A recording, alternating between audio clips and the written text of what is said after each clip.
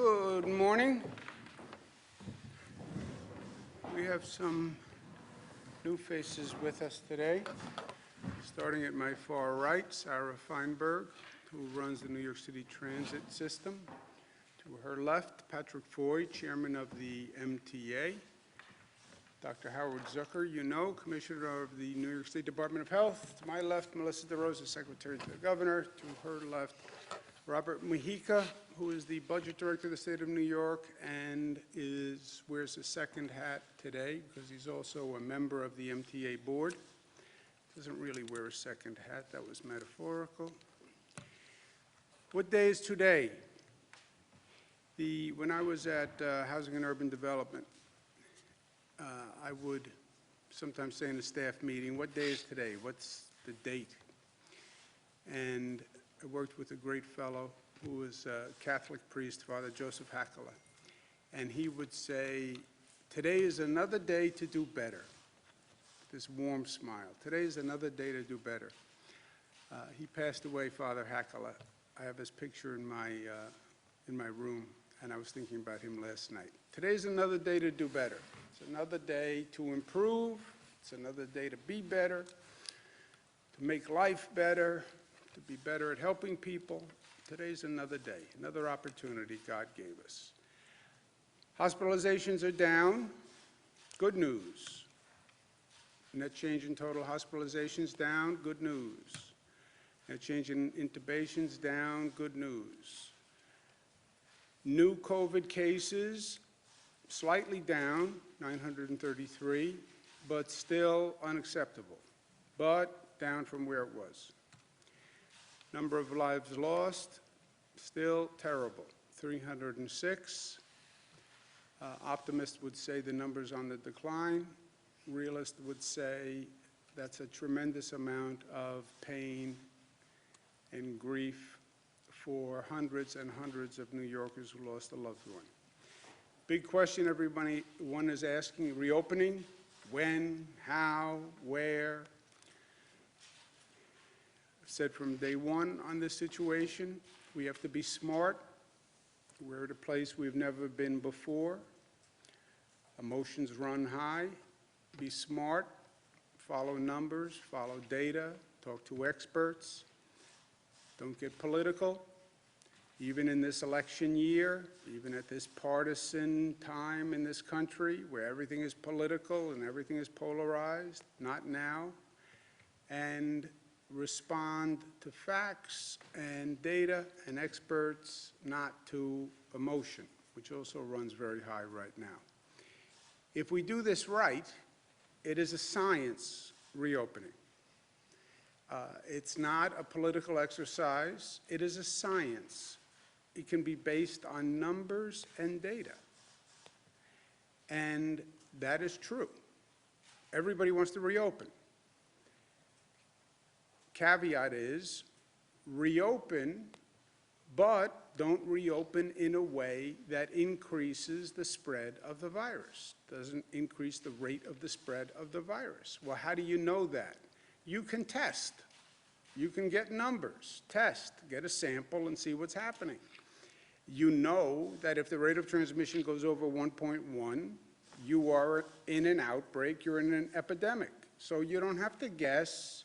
It's not what it feels like. Get the numbers. Do the testing, get the numbers, rely on the numbers.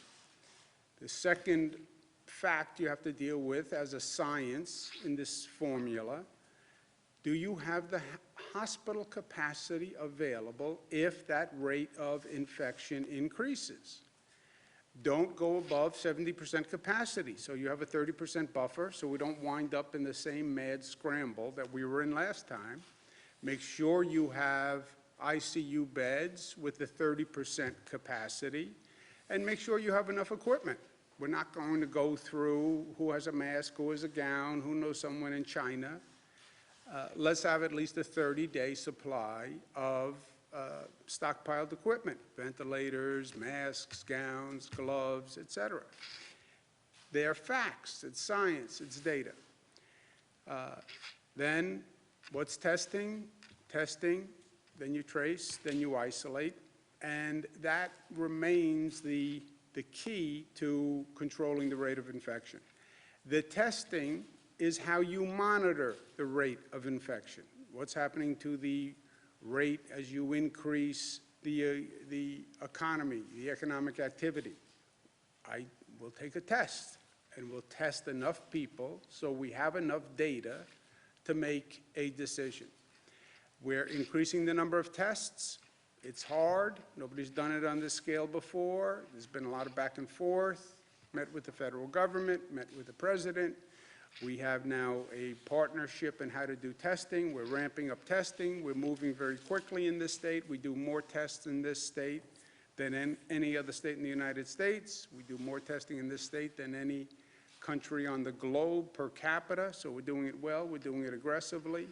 We've increased from about 20,000 tests to about 30,000 tests per day, and we're still ramping up, and that's good. More to do on testing and more to talk about on testing, but not today. Today we're going to talk about tracing, which is the second step after testing, right? You test, you now know what's happening on the infection rate. You can gauge your decisions based on that infection rate. Second step is trace those people who came up positive. All right, you tested, you have the data, you can adjust the opening valve, reopening valve. Now you trace. When you get a positive, you talk to that person and trace back who they have been in contact with. You then test those people, you then isolate those people so you don't increase the rate of infection. That's what tracing is. Faster you trace, the better.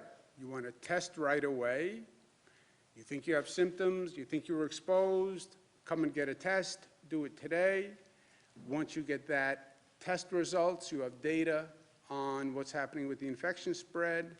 You then right away, as quickly as you can, trace that person. Who have they met with? Who have they been in close contact with over the past 14 days? And you then contact those people and say, you may have been in contact with Dan. Dan tested positive. You should check your symptoms. If you develop any symptoms, let me know right away, and we'll bring you in to take a test. That is tracing. The problem is, it's not rocket science to do it on an individual basis. The problem is the scale that we have to do this at. Yesterday, we tested 4,681 people who were positive. Yesterday, 4,681 people were positive.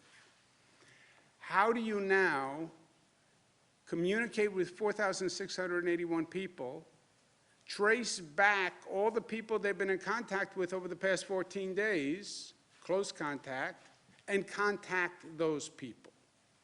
That is an overwhelming scale to an operation that has never existed before. We do tracing now, but on a very limited basis. That's why this is so hard, tracing.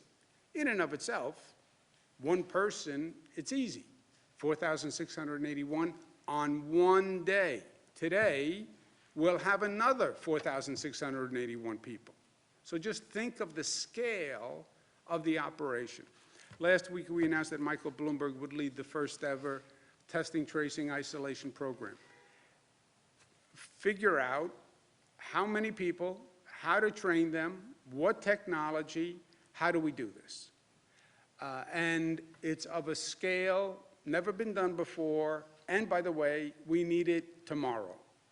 There is no time to go get a university to do a study and a blueprint and then put a plan together. We need it tomorrow because we're literally doing it right now. We're doing the testing, we're coming up to scale on the testing. You need the tracing to come up to scale to meet what we're doing on testing. The estimate so far is you need 30 contact tracers for every 100,000 people who are in the affected area. Statewide, that would be about 6,400 to 17,000 tracers, depending on what happens on the testing rate. The more people test positive, the more tracers. The less people test positive, the less tracers you need. So these things are all linked, right? The better you do at reducing the spread of the virus, the fewer people test positive, and the fewer people you need to trace back. But it will require, under any estimate, a tracing army to come up to scale very, very quickly. And Mayor Bloomberg has put together a great team who's going to work on this. He has great talent in his Bloomberg Philanthropy, Johns Hopkins University, working together with the New York State Department of Health. This is that undertaking, and it is massive, and that's why bringing in a person with the talent of Mayor Bloomberg and the experience of Mayor Bloomberg to do this is essential. Where do you get the Army? Well, we have Department of Health employees all across the state.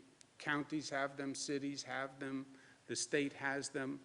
We'll marshal those employees. You also have a lot of government employees who are at home now getting paid but are not working. What government employees who are now existing, city, state, county, can we deploy to become tracers and then train them, et cetera? After you go through all of that, if you don't have enough, you're going to have to hire people. And then you have to train them right away, because nobody's done this before. They're going to need help. They're going to need technology. They're going to need monitoring. They're going to have to be tested before they can do this. So it's a massive undertaking. And that's why Mayor Bloomberg's involvement and his generosity here is so important. And we want to offer a big thank you to Mayor Mike Bloomberg, who I believe may be joining us by telephone or some technological means. There he is. How are you, Mayor Mike? I'm here. Good to see you. Governor, I'm fine and good. It's good to see you, and I want to thank you for all your good work to lead this great state through this crisis and to deliver facts and data to the public, and also a sense of hope, which really is important. I know your daily press conferences have become must-see TV for a lot of people. And for the record, I thought your advice to fathers on what to say about a daughter's boyfriend was exactly right the other day. Anyways, the question on everybody's mind continues to be, how can we begin to loosen these restrictions and begin reopening the economy? And one of the most important steps we have to take to reopen the economy as safely as possible is to create a system of contact tracing, as you just outlined. When social distancing is relaxed, contact tracing is our best hope for isolating the virus when it appears and keeping it isolated. The governor has recognized that, and since Bloomberg Philanthropies has deep experience and expertise in public health, we're glad to support the state in developing and implementing a contact tracing program. As Andrew said, the contact tracing is a way to identify people who may have been exposed to the virus but don't know it. And doing that requires a lot of well-trained people who are coordinated and managed effectively.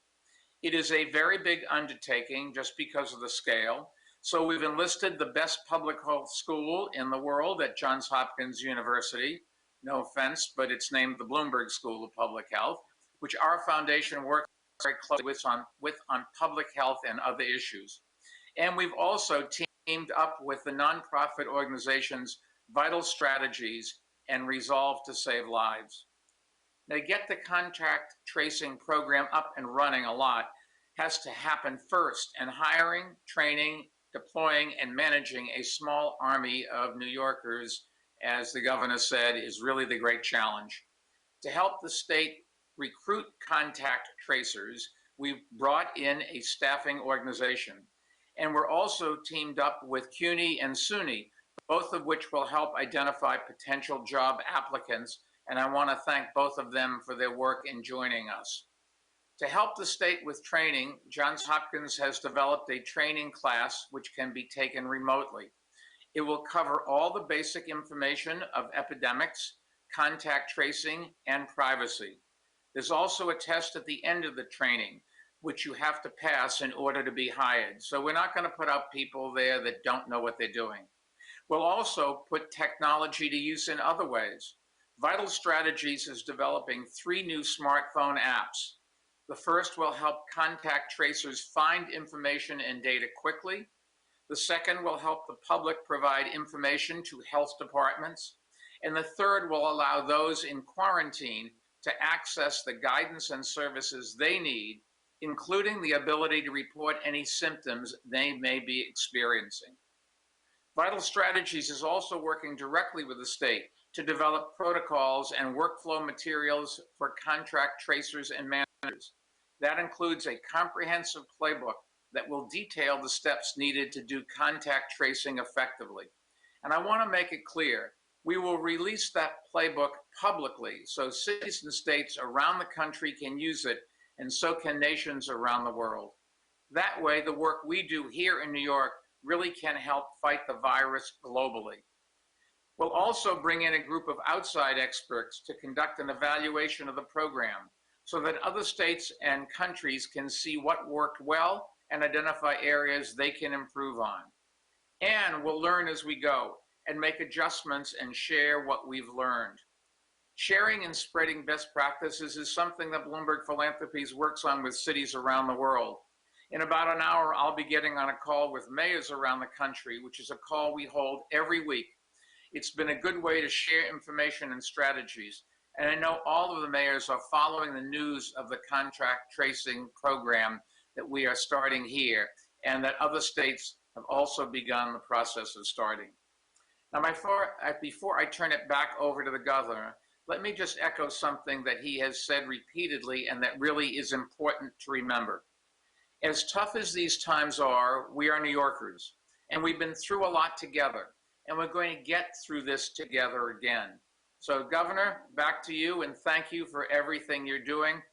Together, we're going to lick this and get back to a normal life that we can, and we are so proud of the way the citizens of this state are behaving. Thank you all. Thank you. Thank you very much. Thank you very much to Mayor Bloomberg. This is such a great asset for the state of New York and all the people in it.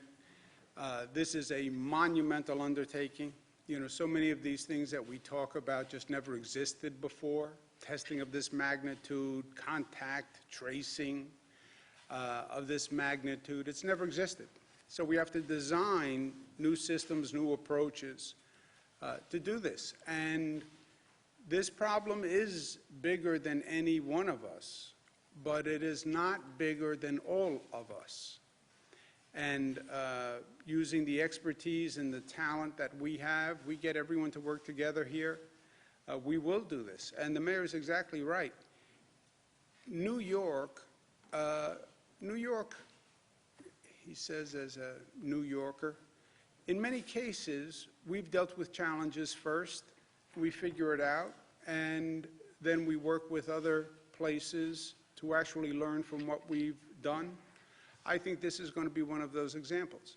We want the best system that we can have to get New York open and to protect New Yorkers, but it will also be a laboratory to put together the best system ever put together so we can share that with other governments. And that's what Mayor Bloomberg does so well. He did as mayor, and he does it now through his philanthropy. So we'll develop the best system here, and then what we learn, we hope, can benefit other people.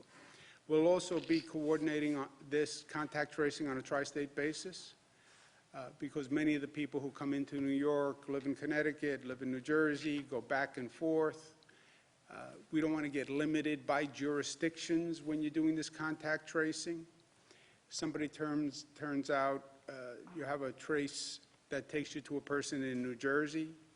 Well, we work in New York. We can't go to New Jersey. Having that tri-state alliance makes tremendous sense. So I'm working with Governor Murphy and Governor Lamont on that, and I want to thank them very much. Next problem, stone to stone across the morass, right? Problem to problem across the morass. In this situation, every day there's a new problem that pops up. Okay, let's handle it. Next problem. In an emergency crisis situation, what happens is problems compound, right? You're in the middle of a hurricane. The power lines go down. Now the power lines go down. Now the heat is off. Heat is off. Now people are freezing in their homes. We didn't anticipate that. I know, but that's what happens. One problem creates another problem. It's like a bad game of dominoes. And these problems compound each other. And the combination is often unforeseen. We have that now with the New York City subway system. Daily News did a front page story which crystallized it, but it had been happening for weeks, and no one anticipated it. But you have a virus outbreak, and this conditions on the New York City subway system, for a variety of reasons, have rapidly deteriorated. When you think about what happened, you can put it together in the retrospective. The COVID outbreak happens. New York City is a place of density. Subways, buses are a place of density. MTA employees who run that system, care for that system, get sick, call in sick, as they should. They don't want to infect other people. The number of MTA employees comes down. Number of NYPD, New York Police Department, they get sick, their numbers come down. You now have fewer MTA workers, you have fewer NYPD workers on the trains and in the stations. We have now a greater need than ever to disinfect the subways, the buses, and the stations.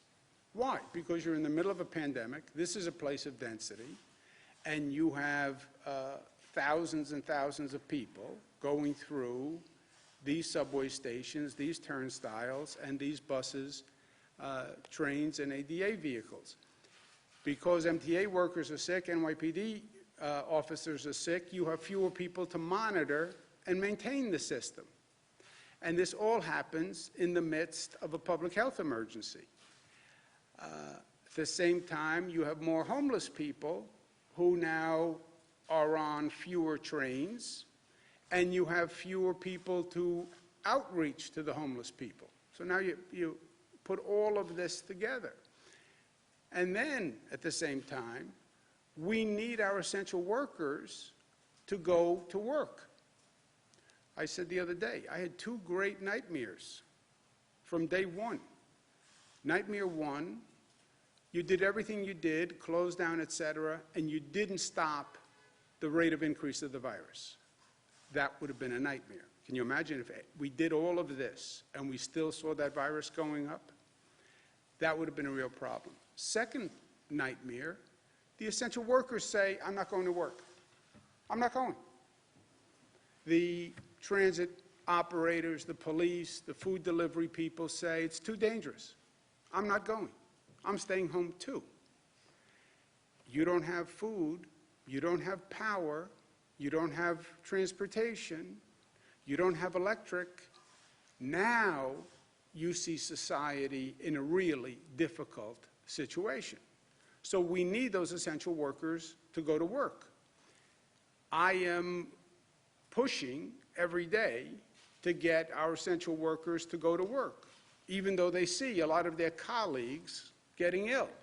You need those nurses, you need those doctors in very difficult circumstances. That's why I say they are the heroes of today, all the essential workers. How do our essential workers get to work? They need the public transit system. It's true in New York City, it's true all across the state. They need the buses, they need the trains, they need the subways to get to work. We need them, they need the buses, and they need the subways. And we are, as a society, me as the spokesperson for the state, I'm saying to them every day, I need you to do this. I know it's hard, but I need you to do it. Okay, we need them to do it, but what is our obligation? Our obligation is to make sure we're doing everything we can do to keep them safe, right? That's my personal obligation, and it's the collective obligation. You want them to be there to deliver the food. What's your obligation is to do everything you can do to make sure that they are safe while they're doing it. The MTA understood where we were with this global pandemic. They stepped up operations and were cleaning trains and buses every 72 hours, which is an amazing undertaking when you think about it, to clean all those buses and trains every 72 hours. But we know the virus can live for hours or even days on a surface, which means if somebody positive walks onto a train this morning, that virus can be there tomorrow and the next day. That then changes the whole focus of the problem. You want to honor the essential workers. Thank you, thank you, thank you. We'll fly airplanes. We'll have public demonstrations of gratitude. Yeah. Even better than that is what you do and how you act. And let's make sure that we're doing everything we can. Let's clean, disinfect those trucks, those buses and trains every 24 hours.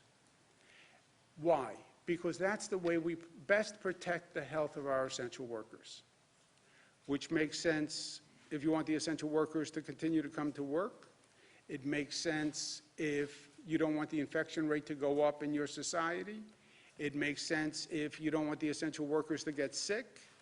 And again, it is our obligation as human beings to reciprocate and make sure we're doing everything we can.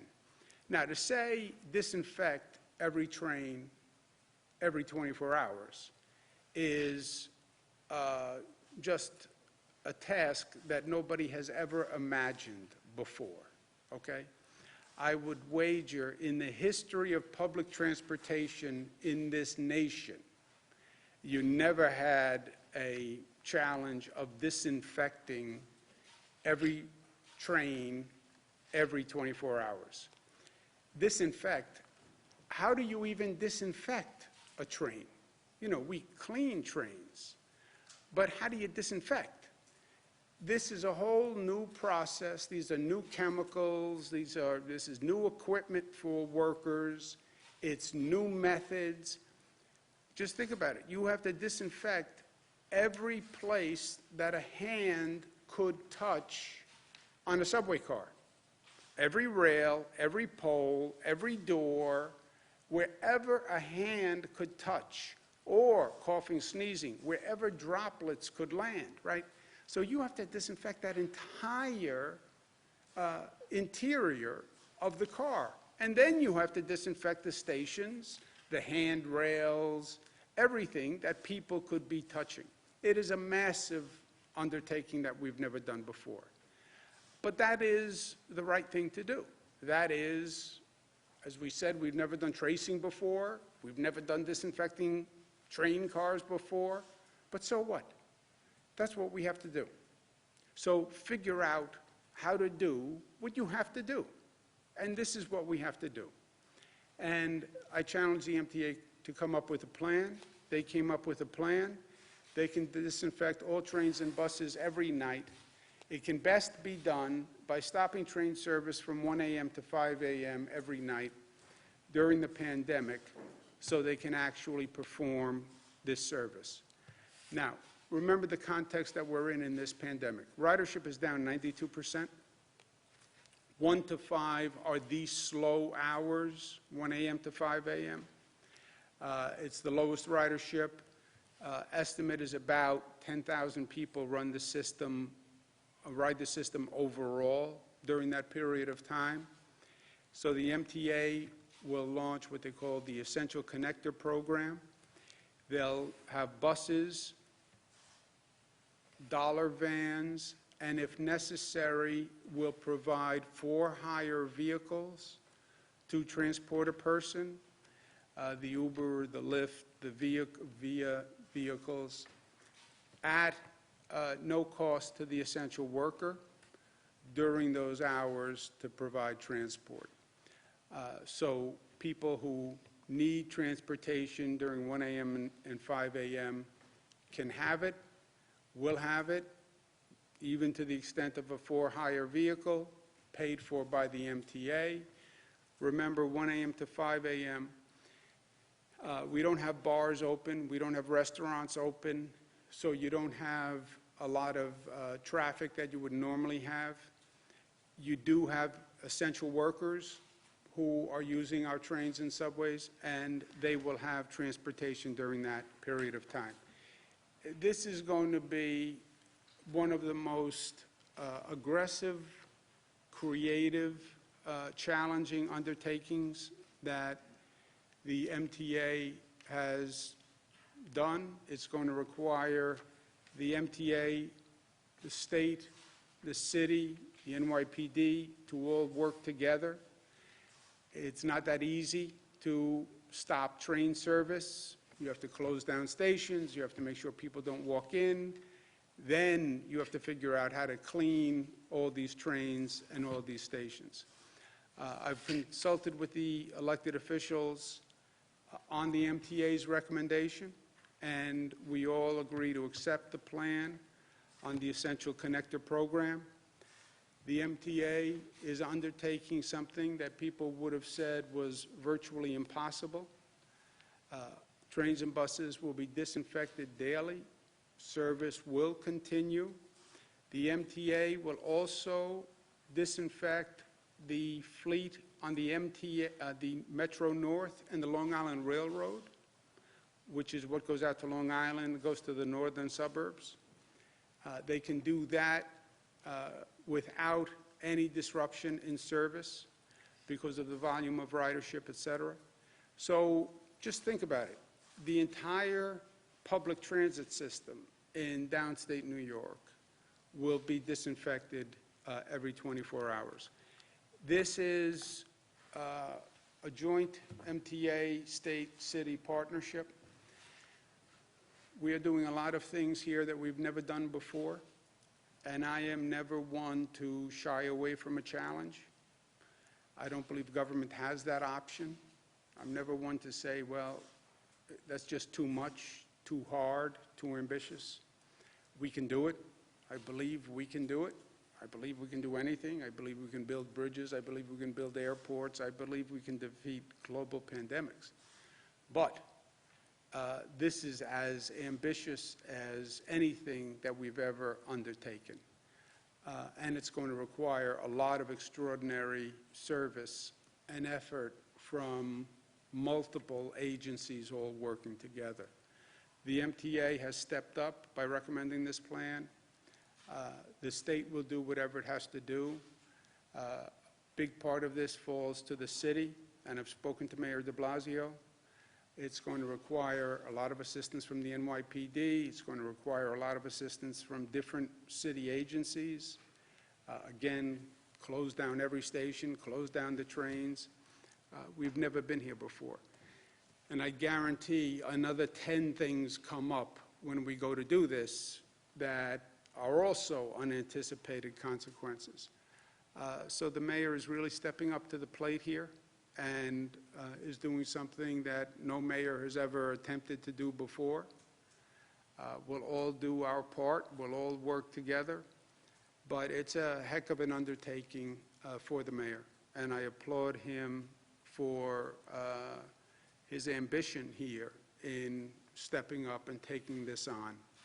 You know, it's always easier to just say no. It's always easier to say we can't do it, because when you say we will try to do it, now you're changing things, and whenever you change, there's opposition. Every time. So it's always easier just to stay status quo. It's always easier not to risk, to be, not to try to raise the bar, because maybe you can't do it, maybe there will be problems. So it's easier just to say no. It's easier to say, this is all we can do, it's impossible. That's not what the mayor is doing here. The mayor is stepping up, and he's stepping up in a big way. And I want to applaud him for it.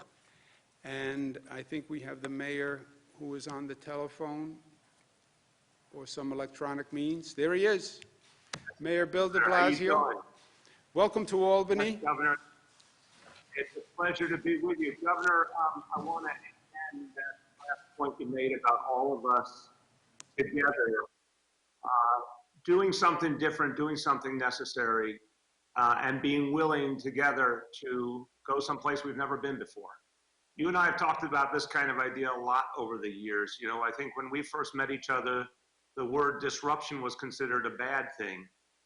In recent years, it's taken on a very positive connotation that when we disrupt something that isn't working or has been thought about in a very narrow way and we go someplace new and better, that's a positive. And I think what we're talking about today is exactly that. And I commend you and everyone at the MTA. And I want to talk about why I think this plan is so important in terms of our essential workers, our first responders, our healthcare heroes, why I think it's so important in terms of also addressing homelessness in a new and powerful way. But I first want to say, I want to express my appreciation along with you, really appreciate back on one of your previous topics, the contact tracing, really appreciate that my predecessor, Michael Bloomberg, is stepping up in such a big way for New York City and New York State. And the contact tracing, the test and trace approach is going to change everything. You and I are united in that as well, the aggressive approach. In fact, Governor, New York City right now is hiring 1,000 contact tracers with healthcare background to supercharge this effort. And I think we are going to be able to show this country a model that's going to be extraordinarily effective in beating back this disease. So I look forward to that partnership as well. But right here on the issue of the MTA, we've all been thrown the biggest curveball in our lives with this pandemic. But look at the consistent heroism of the healthcare workers, the first responders, the grocery store workers, the pharmacists, everyone who came forward. And Governor, I know you feel it too. It's probably the proudest moment we've had as public servants in this state, in this city, watching the heroism of these New Yorkers who have stepped up. Now, we owe it to them to understand their lives. And the notion that they have a daily routine where they go into battle, they go toward the danger, they go where the infection is, which so many people couldn't even imagine, but that's what these heroes are doing. We owe it to them to support them every way possible. You and I have talked many times about the PPEs and the basic protections, but we also owe it to them to be safe on their way to work, on their way back home to their families. So I think what we're doing here in partnership is exactly the right thing to say. We're going to find a way to make our subway system cleaner than it's probably ever been in its history, honestly, and address this crisis in a whole new way. I agree with that, and I commend you for it. And yeah, it took some disruption to say we're going to do something during this pandemic we've never done before, but it makes sense when it comes to protecting our heroes. The second point, homelessness. Look, another issue you and I governed on decades. Well, we know it's been in many ways an intractable issue because there wasn't always an impulse to disrupt. And here is an example of saying, look, we now have found new ways to get street homeless people off the street. And I want to commend Commissioner Dermot Shea and everyone at the NYPD who's really focused on how to help the homeless, Commissioner Steve Banks, everyone at Homeless Services and Social Services, and all those, also those heroic outreach workers. Governor, you know about this work, who go out there day after day to engage homeless people on the streets and the subway, get their trust and get them to come in to shelter and ultimately to permanent housing. This work has always been in some ways stymied by the reality of a homeless person who is struggling with everything they're dealing with, a mental health challenge, a substance abuse challenge, riding the subway all night long. We're New Yorkers, we know about this reality. And it's been put in a stark light by this crisis, like so many other challenges and disparities have. Well, it's an unacceptable reality. And this new plan will disrupt that unacceptable reality and allow us to actually get help to people more effectively. Because if you're not going back and forth all night on a train, then you actually are coming above ground where outreach workers are there to help you, where NYPD officers trained in homeless outreach are there to support homeless people and get them to a better situation. Governor, you know, for decades in this city, somehow homeless encampments were actually tolerated. People thought, oh, it's the kind of thing, what can we do about that? I'm proud to say in the last few years, homeless services, NYPD, nonprofit organizations, we got together and we said, we're not allowing that anymore. We shut them down and we found it actually helped us to get the homeless to the help they need. This is another example of that. So I want to let you know that as we all talked about this idea, and I commend you, your team in Albany, and obviously the team at the MTA, Pat Foy, Sarah Feinberg, it's been a very productive conversation these last few days. And what I think we've come to together is that, yeah, we're going to do something unprecedented. We're going to do something because of an emergency, but we're also going to do something that's going to protect people and offer a new way to get people help who never got enough. And so, Governor, thank you. I think this is a partnership. You're right. It's not going to be easy. No one said it was going to be easy. But you have my full commitment, the commitment of the city, the commitment of the NYPD, and all of our agencies. We're going to make this work together. And we're going to be able to look back and say, we did something that actually changed people's lives for the better. And as long as it takes, we're going to stand with you and get this done. Thank you. Thank you very much. Thank you very much, Mayor de Blasio. Mayor made a lot of good points. You're right, Bill. Nobody ever said it was going to be easy, but nobody ever said it was going to be this hard either. And I think the mayor's point is very well taken. Look, we're doing things all across the board here that have never been done before. And I think there are lessons to learn and lessons we'll take with us. Telemedicine, I think, is a lesson we'll take with us. Teleeducation, remote learning is a lesson we'll take with us. A new public health system is a lesson that we'll take with us. And I think we're going to improve and learn from this experience with the New York City transit system, because the truth is, it wasn't working well, or as well as it should before. We did have a problem with the homeless. And Bill is right, Mayor de Blasio is right. I've worked on it all my life. Outreaching to homeless people is very, very hard. And getting them to come in to a place that actually provides services is very, very hard. So this can actually energize the connections with outreach workers in the homeless population. And we've never had to disinfect trains like this or buses like this, and they will be cleaner than ever before. So, global pandemic, but you live, you learn, you move on, and most importantly, you meet the challenge. You meet the challenge. And this is a daunting challenge. And the mayor is stepping into it with eyes wide open. And it takes guts, and it takes courage. And there'll be bumps along the way, I guarantee you. But that's where we are, and that's why we get the big bucks. But I also want to be able to say today to the essential workers, we thank you, not just with words, but with our actions. And I want you to know we're doing everything we can to keep you and your family safe. And that's what it means to say thank you. Act with gratitude. Don't just use the words, act with gratitude. They're on those trains. They deserve to be kept safe. They deserve to have a clean, safe ride to and from work, and they're going to have it. And we're going to move heaven and earth to make sure that happens. So, in a challenge, what do? We come together and we rise to the occasion. Never did it before, I know. So, we'll do it now, and we'll figure out how to do it. And we've overcome every obstacle that we've been thrown. We have the beast on the retreat. We're making ground every day. We just have to keep it up, and we will. because we are New York tough, we are smart, we are disciplined, we are unified, and we are loving. Questions? Governor, in terms of the subway shutdown, will that be pegged to the on-pause order? Or what are the exact parameters for that No, for it that has nothing to do shutdown? with the on-pause order. It goes into effect, when is the effective date? Morning hours of Wednesday, May 6th, Governor. Thank you. Yes. And on the on-pause order, when do we expect a decision on that vis-à-vis schools and other Before, factors? I said by the end of the week. When you asked earlier this week, I said by the end of the week. Likely Nothing to- changed.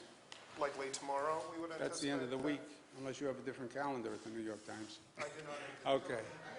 Questions.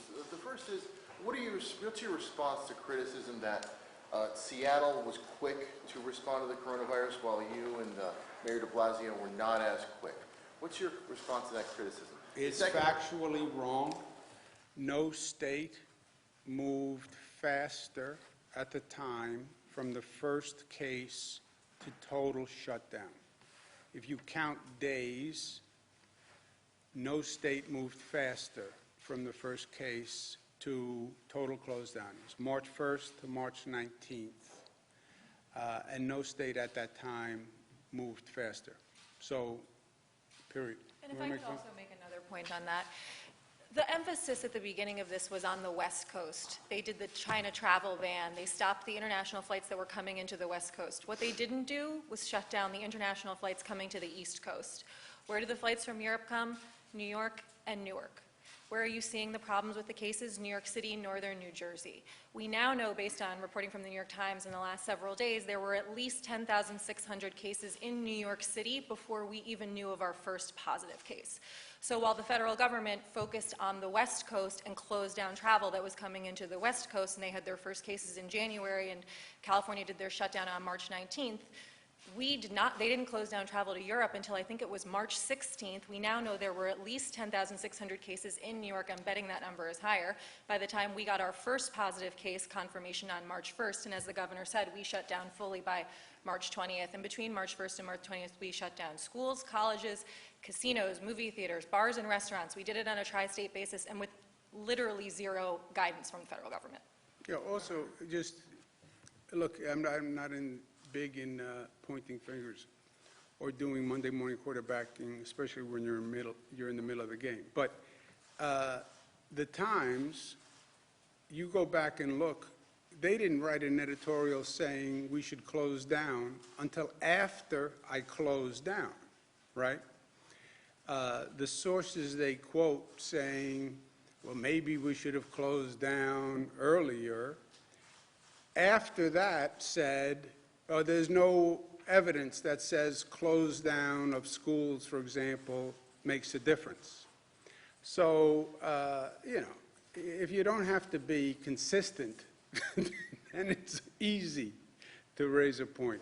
Okay, if you would have done the shutdown a week or two earlier, how much of a difference do you think that would have made? Look, depending on who you talk to, people would say, well, you'd get a range, but people would say, you had cases coming here from Europe, which nobody knew. We had something like 2 million people coming from Europe because the virus went from China to Europe and then came here from Europe. Nobody saw that happening. Otherwise, you would have done a Europe travel ban when you did a China travel ban. Just nobody saw that coming. And if you rewind the tape, then I would go back to November, December, when you knew there was a virus, and who were the international watchdogs, and who were the international public health operations. Where's the CDC and the NIH and all those guys back in November, December, January? Where was the New York Times editorial board? Everybody missed it. Governors don't do global pandemics. That's not in my job description. Governor, could you please comment on whether or not you would sign an extension to the look-back window as outlined in the CBA if the legislature passes such a bill? They'd have, Would I sign a bill? Depends on what the bill says, and I would need to see the bill and then make a decision. Governor, tomorrow, rent is due tomorrow, people are, still not receiving their unemployment benefits. We're going over this every single day, we keep hearing the same thing every day, but these people, they're doing their part, they're staying home. What kind of rental assistance can the state provide, and what sort of steps can the Department of Labor do to kind of help these people and move this process along faster? Yeah, we're doing everything we can to move the unemployment checks faster. Every state is dealing with this. If you look at our state's processing of checks, it's actually way ahead of what other states are doing, most other states. Also, we're still dealing with the last legislation that was just passed by the federal government that had a new program that had to be implemented. But on housing, no one can be evicted for non-payment of rent. Period. End of story. You cannot be evicted for non-payment of rent. We did that by an executive order. That executive order has weeks left to run. So I'm not saying people shouldn't pay the rent. You should pay the rent if you can pay the rent. But if you can't pay the rent, you're not going to be evicted. When we get to the end of that period, then we'll have to figure out what to do, because you don't want to have a situation where nobody pays rent and then landlords start walking away from buildings either, right? That would make a bad situation worse. Now, I know the state is broke, but states like Montana, for example, they provided their, now completely different sort of scenario, but they did provide some of their residents with rental assistance. Is that something the state can do? Yeah, if I were the state of Montana, I would do that too. But we're not. We have a $13 billion deficit. Governor, do you have preliminary test results back from fire department, police department, transit workers that were done? And also a question for Dr. Zucker. Some doctors are concerned about toxic shock in children. Is there a connection between coronavirus and that? Toxic shock. Let me refer that to Dr. Zucker. Sure. So what the virus seems to affect different parts of the body. We know it affects the lungs. We also know it affects the lining of the blood vessels. What we have been seeing is that there are some children who may have an inflammation of those blood vessels, and they're developing a toxic shock-like syndrome. I've spoken to the medical directors of our major medical centers. There are a handful of kids that they've noticed. It's rare. It's been reported overseas. I've spoken to the experts across the country about this as well.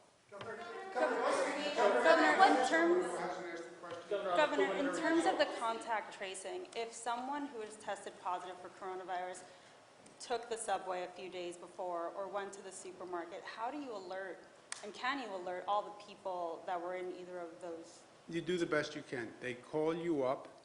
Now remember, it's not, you can theoretically be infected if the person didn't have a mask, if you inhale droplets, et cetera. But what they do is they interview you, they come up with the people who you believe you were in close contact with, family members, et cetera, people you went to dinner with, et cetera, and then they go down that list. And that's why this task becomes so big so fast, right? 4,600 people yesterday test positive. You're one of those people. I call you up. Let's go over the past 2 weeks of your life. Pull out your journal and your phone and your calendar. Who did you see? Who were you at dinner with? Who did you embrace? Do you have a significant other? And you then would come up with a list of 20 people. And then you have to call all those 20 people and say, by the way, you may have been infected, and let me know if there's any symptoms. Call me back. Here's my text. Go to this website. Go to this app. I mean, it's a massive, exponential explosion of numbers of people. And you do the best you can, because every positive you find, you then go to isolate. What does isolate mean? And that's also another tree. Isolate means you have to be isolated so you don't infect anyone else. Where do you live? Well, I live in a house and I have 4 other roommates. And I'm afraid I'm going to infect my roommates. That's a problem. We'll find a hotel that you can stay at where you'll be isolated so you don't infect your roommates, right? Or you can stay at home, my brother's case, lock him in the basement and throw away the key. But you then have to have a house where you can be isolated that way. So you then need isolation facilities for those people who need an isolation facility. So you have to identify hotels, et cetera, with a number of rooms for those isolation people. That's why none of the steps is hard. It's the volume and the scale of all of these steps taken together, getting the testing up to 40,000 tests per day. 40,000 tests per day generate 5,000 positives. Each one of those positives has to go through tracing. Every one of those positives that needs isolation has to be placed in an isolated room. I mean, it just explodes. For instance, like, it's everyone in this room, but I also went to Target yesterday and came into contact with whoever was at Target at that time. Like, how do you? If you can't, they have some really high-tech apps where they trace your cell phone to see what other cell phone hits were near yours. That raises a lot of questions also. But if it was just, I don't know that we've gotten to this level of detail, but my instinct is if it's just you were in Target and you don't know any names of who you came in contact with, I don't know what you would do with that. You've mentioned that New York does have COVID-positive only overflow facilities, and that would be a good option for nursing homes. Can you tell us where they are, and are there any in the Hudson Valley specifically? We have some upstate. I can get you the exact names and numbers of those places. Governor, childcare continues to be a concern for essential workers and, of course, will be for workers who come back during phase one. This is an issue all across the state in New York and upstate.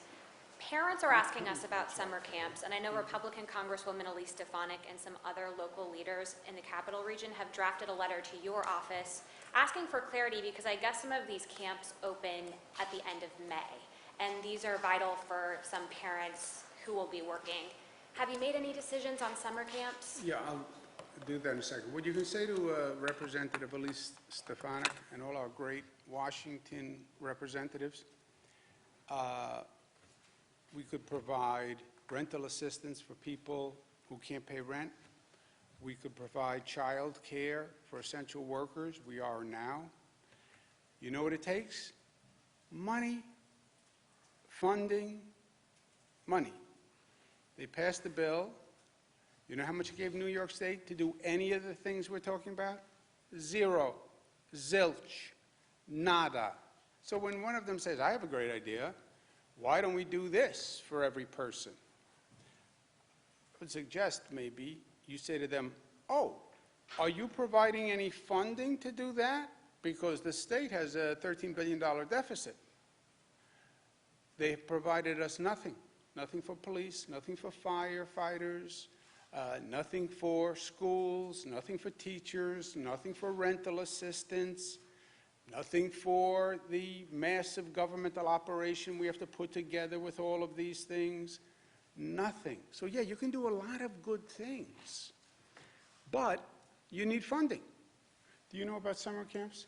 So as we phase in and decide on reopening in certain parts of the state, one thing we're looking at is looking at whether or not we're going to have daycare, what kinds of childcare be provided, and whether camps will be able to open for the purpose of providing childcare to the extent that we're putting people back to work in a limited basis. But those are part of those discussions right now. Let's do another two.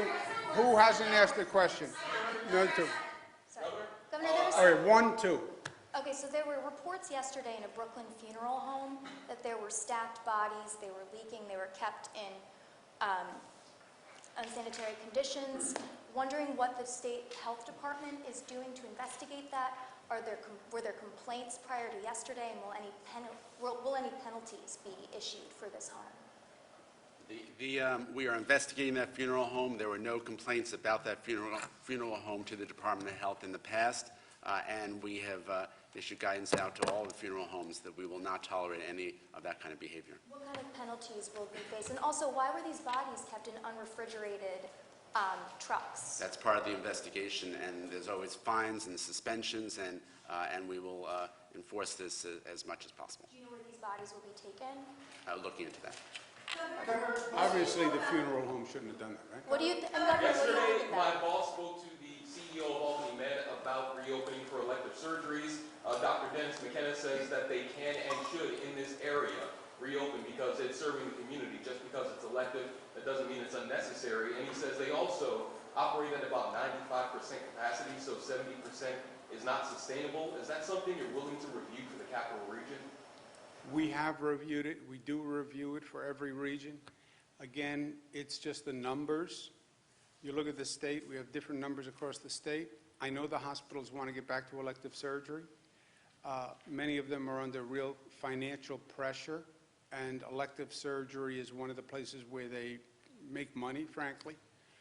In those parts of the state where we know we have hospital capacity, then we've opened them up to elective surgery. We do have a buffer on the capacity, because if you go up to 95% capacity in a hospital and you have a COVID outbreak, then what happens? Then you're right back to where we started, which is scrambling all across the state to try to find a bed, to try to find PPE. So we have a built-in buffer. You can go up to 70%, but you have to leave 30% for a buffer in case that COVID number spikes. And remember, how do you track the COVID number? We're doing testing more than ever before, but this is an imprecise science. We're doing antibody testing, but the antibody testing actually operates on a 2-week lag. The antibody testing is telling you who got infected 2 weeks ago, right? And now has the antibodies. To have the antibodies, you had to recover from the virus. So like my brother now has the antibodies. Yeah, but it was 2 weeks. So let's not make the same mistake, or let's learn the lesson of what we went through. You need a buffer on the hospital system, and that's why we say 70 to 30. Different regions in the state are not out of the woods yet. And it's don't get cocky, right? That's a lesson in life. Don't get cocky, don't get arrogant. You still see a high number in many places, and where the number is higher, we don't want to relax the elective surgery because we may need those beds for people who are gasping for air, literally. The argument he's making is that if you neglect these other needs that they have, you could be delaying or further exacerbating other medical issues that are not being addressed because there's no hospital in this area except for in Saratoga County who is doing elective procedures. Yeah, well, worst case scenario, you go to Saratoga County if you really have to go now. But we don't want to be in a situation where we have a COVID outbreak and we have no hospital beds. That would be the worst. Thank you, guys.